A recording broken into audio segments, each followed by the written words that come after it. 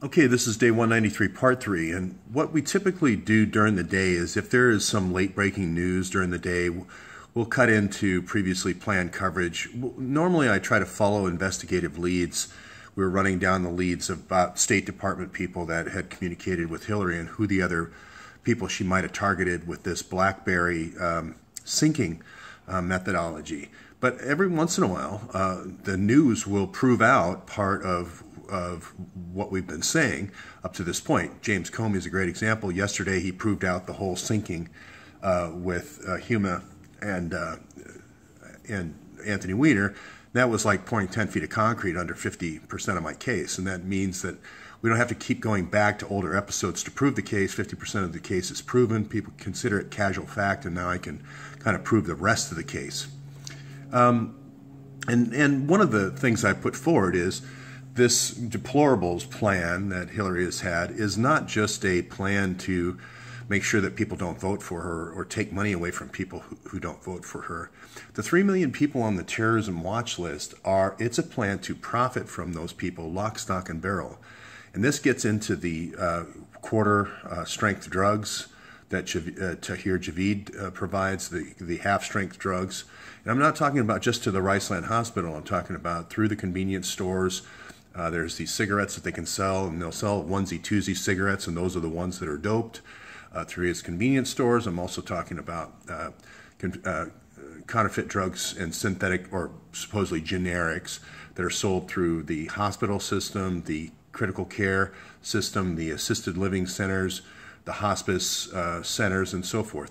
And you know, he wanted to go into getting into the packing industry, meat packing industry, because it's a classic way of packing drugs. It's been, I think that was the first, going back to Lucky Luciano, was one of the first Midwest distribution methods was through the packing plants, because that, again, throws off the dogs. Everybody says, of course the dogs want to eat it, it's all meat.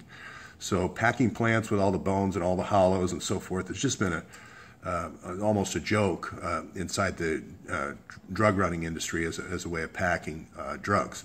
So, and then that's going to lead to a whole bunch of other murder situations I really don't want to talk about right now around packing house, packing plant towns. But anyway, I wanted to say that occasionally when you're talking about systems that are targeting 2 to 3 million American people and the people on that list, that's a secret list on the terrorism watch list. Hillary's list is about 3 million people.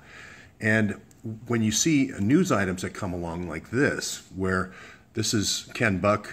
He's a representative in Colorado. He lost. He tried to run for Senate in 2010 in Colorado. Here's Ron Johnson, a current senator from Wisconsin.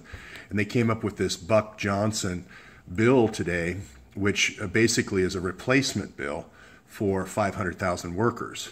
So at strategic points along the way in this plan to replace 2 to 3 million workers. The first part of the plan, when you're going after veterans or whatever your target group is to replace their jobs, break up their marriage first, but then also replace their jobs. And here, believe this is not, I'm not making this up. This is Breitbart today, where Buck and Johnson are introducing an amnesty bill. So they just want to give amnesty to 500,000 immigrants. And this really helps because you don't have to come up with fake IDs and fake serial numbers. Social security numbers for your operatives, and they want to bring in those in to replace American workers. I am not making this up.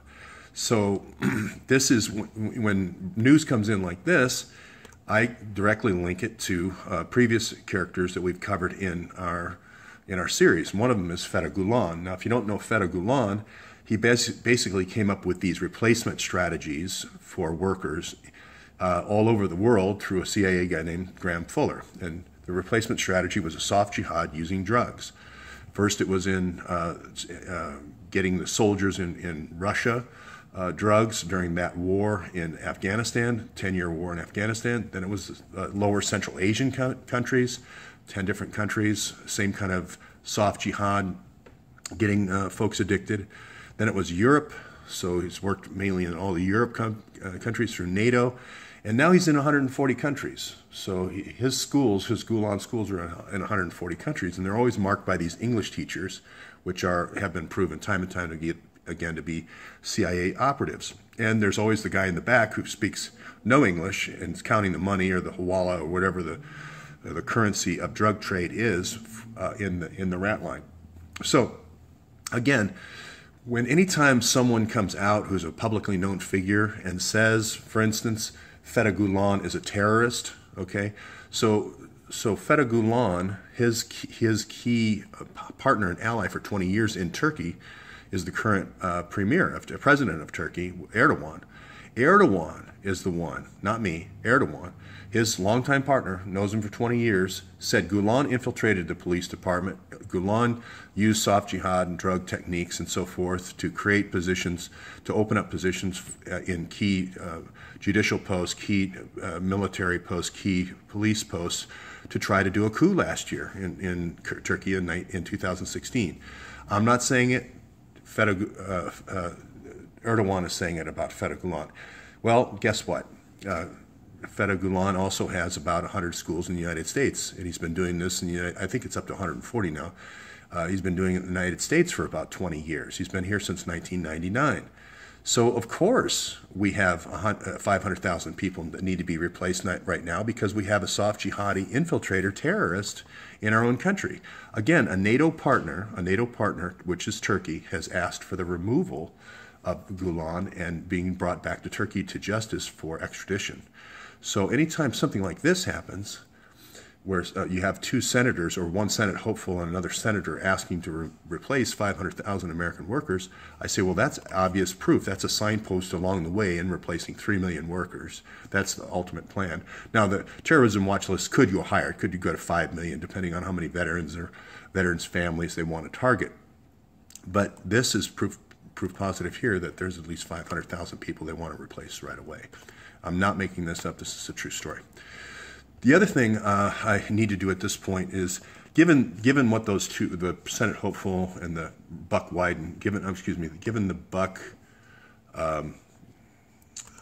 the Buck Johnson bill, I didn't realize that the infiltration was that bad, and I don't mean to sound any alarm bells, but when you have U.S. senators talking about replacing American workers with undocumented refugees coming in, it's so shocking that I can no longer wait on this story about the Blackberries and the laptops. I have to, Andre, I respect you tremendously as a United States Marine. I thank you for your service. I thank your wife for your service. At this point, though, you really are the last Marine here standing on that porch between the United States going one way and another. You really are the last man on the line, and I have to name you. And I can only ask that you do the right thing right now for your country. I know you have 5 children. I know you've given service to your country, and I know your wife is still giving service to our country. But I ask you to stand up, go to the Daily Caller, go to Luke Rosiak, give him the interview, tell him this story, make this MSM news, and let's turn it around.